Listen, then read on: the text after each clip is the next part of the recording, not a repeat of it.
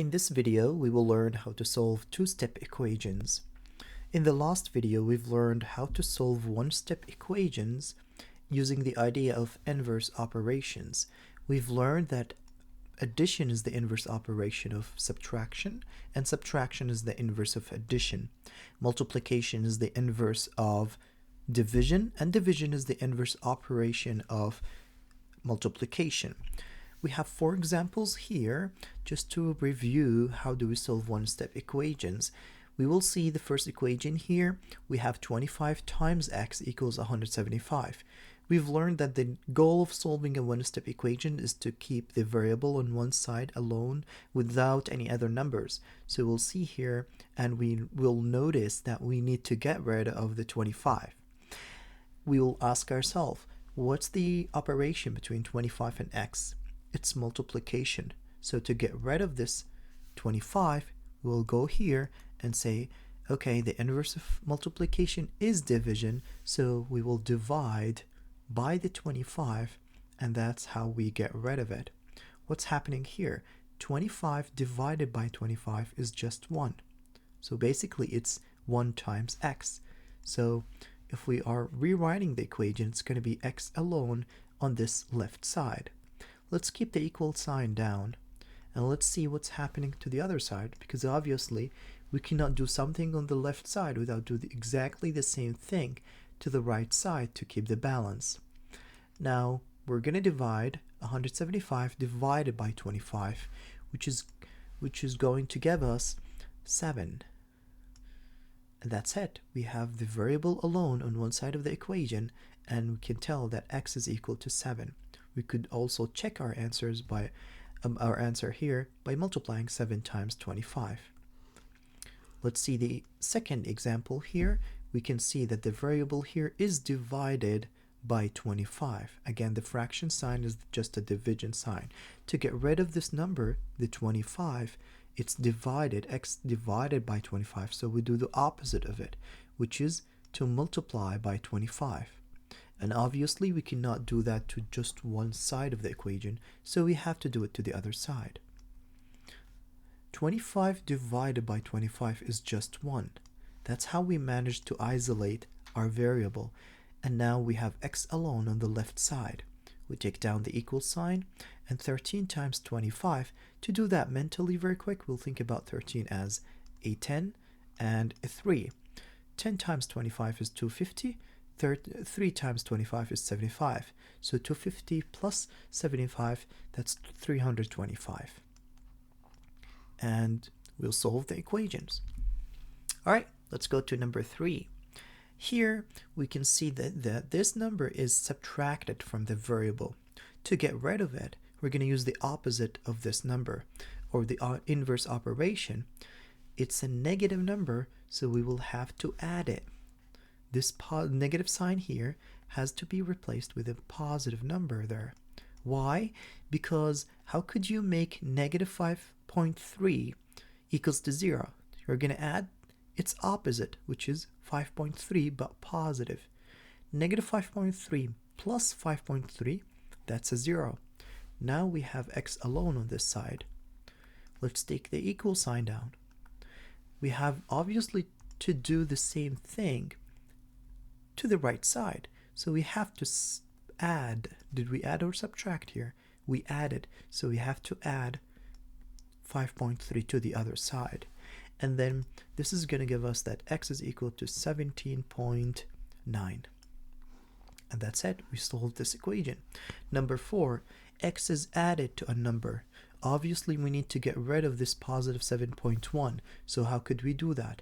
Opposite of addition, or the opposite of this positive number, is its negative opposite, which is negative 7.1. Subtract these.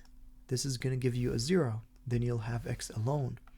And then you can write the equal sign, but you have to do the same exact thing to the other side. You subtracted 7.1, you have to subtract 7.1 from here. And your answer is going to be 14 minus 7 is 7.2.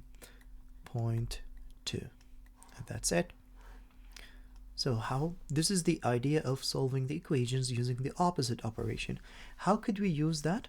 when we are solving two-step equations. Two-step equations is not directly solved by just one step, by adding two sides or dividing by two sides. Basically, we have the variable, as we usually have.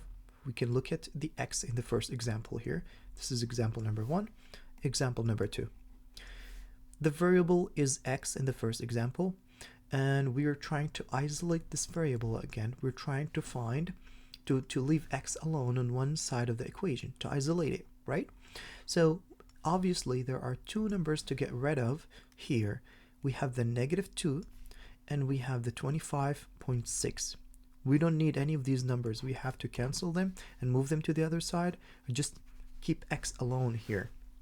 But how can we do that? Using the same idea of inverse operations. First of all, the first rule in two-steps equations, you cannot break down the multiplication and division, okay, before you get rid of addition and subtraction.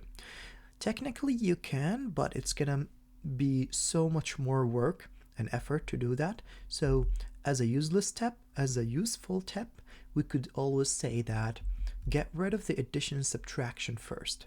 All right, so where is the number that is added to the variable or subtracted from the variable here? Obviously that is positive 25.6.